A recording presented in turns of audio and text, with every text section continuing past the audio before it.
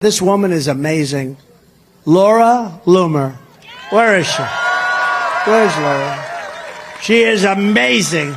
Every damn day we see another story about illegal aliens going to the Ritz-Carlton, illegal aliens getting free flights, illegal aliens getting free clothes and free cell phones, and someone's going to snap. Someone's going to snap. It's going to happen. And you know what? I'm not going to care when it happens. A fantastic woman, a true patriot, Laura Loomer. Well, here's a recent post from Loomer promoting that racist lie about Haitians in Ohio, referring to cannibalistic Haitians stealing and eating people's pets. We know that's been debunked, but it didn't stop Loomer from pushing the lie. Here's another, and that is the kind of thing that we've seen travel, perhaps, from the likes of Loomer to Trump. Now, here's another example. During the debate when he, infamously said they're eating cats and dogs, once I learned that Laura Loomer had traveled with him, it made sense because oftentimes the last person in Donald Trump's ear is the person that he ends up espousing what they want him to say. It made sense there. There is a major risk to this person being anywhere near a potential future president of the United States. It's great to have you, and you've been really very special. You work hard, and you are a very opinionated lady. I have to tell you that, and in my opinion, I like that. Have you had this before, Laura? No, I haven't. It's a delicacy. Talking about it. The official drink of America first. Flink.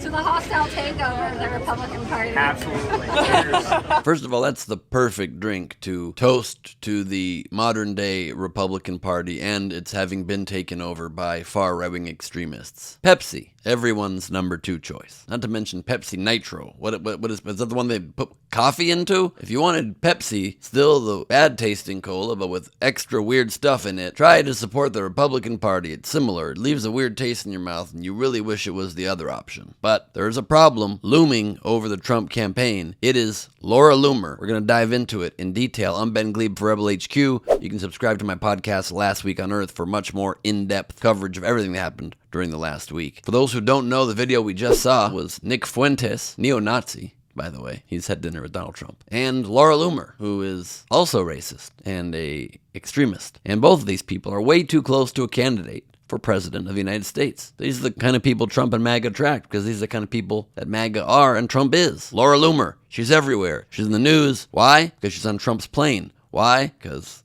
some think that they're having an affair. I'm not saying that. I don't know. I did see a clip of him going like this to her. You don't typically, when you're the married president of the United States, make kissy face towards a woman. You don't also typically say, she's very beautiful. She's very beautiful. This woman is amazing. It's a pretty odd thing to do, because presidents don't usually talk about people's looks, especially married presidents, and they're generally married. So that's weird. That's not even the real problem. It's that Trump's allowing on his airplane a racist. Trump's allowing on his airplane a conspiracy theorist. Trump's allowing on his airplane somebody who tweeted very vile things just very recently about Kamala Harris. And if Harris wins, the White House will smell like curry, and White House speeches will be facilitated via a call center, and it goes on, clearly touching on racial prejudice there. This is what happens when the GOP has to go against MAGA. They go against MAGA world, and it's different rules than a traditional political party, and they just have to go along because Trump and MAGA set the tone and the rules and the tenor and the decorum of the entire party now. The Republicans have been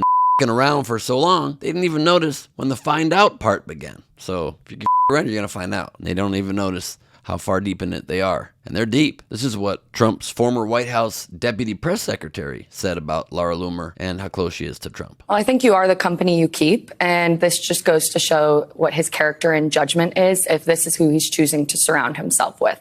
I mean, Americans at home might not be familiar with Laura Loomer. She's not necessarily a mainstream name, but she is as fringe gets. And that is what is so scary, is that now she has the ear of the potential next president. This should be horrifying for every American. Every American who's not a white supremacist or a racist. If you are those things, this should be very exciting for you. You should be super stoked. But it shouldn't just be Democrats that don't want a second term in office for Trump. It should be all establishment Republicans, if there are any somewhat normal Republicans left, that have watched their party turn into this racist, basically burgeoning on fascist, hateful, party. Here's more of the danger of someone like Laura Loomer getting close to Trump. I've talked about this threat of who will be with Donald Trump if he is elected president again, who will be staffing a second administration. I like to think that during the first administration, you had people of good character who wanted to staff him and would push back on him. But in a second administration, you're going to get the Laura Loomers of the world who are in his ear, who are the ones helping run the country. I mean, to think that she would be in the White House potentially and serving in one of the most important roles, and she's clearly a known liar. She pushes conspiracy theories, and her job could potentially be being the spokesperson for the president. It's terrifying. And so that is what, when I talk about the threat of a second Trump administration, this is the kind of thing we're referring to. So she's on his airplane, went with him to the debate. The 9/11 conspiracy theorist thinks it was an inside job brought by Trump to the 9/11 memorial event. This is just the beginning. Much like Project 2025, Trump claims he has no real association with her, that she doesn't work for him, that she's just a free spirit because he loves free spirits. He doesn't. He likes people that do what he says. But listen to this response just the other day at his golf club when asked about Laura Loomer. Laura's been a supporter of mine, just like a lot of people are supporters, and she's been a supporter of mine. She speaks very positively of the campaign. I'm not sure why you asked that question, but Laura is a supporter.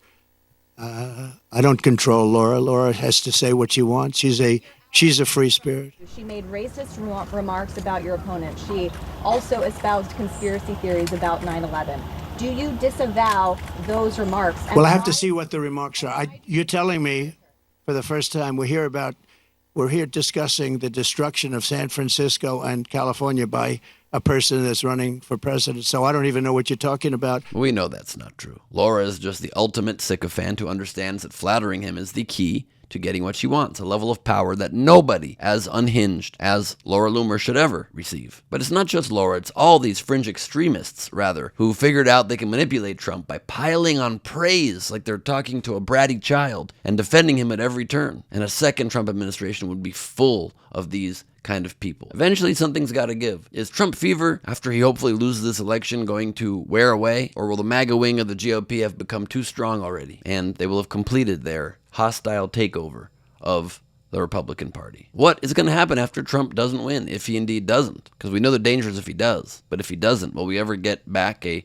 countervailing force, reasonable, respectable Republican Party? Or are we going to have that forever be hijacked by racists and people who want simply to divide, to keep more for themselves? I'm Ben Gleib for Rebel HQ. You can follow me at Ben Gleib on Instagram and subscribe to my podcast, Last Week on Earth.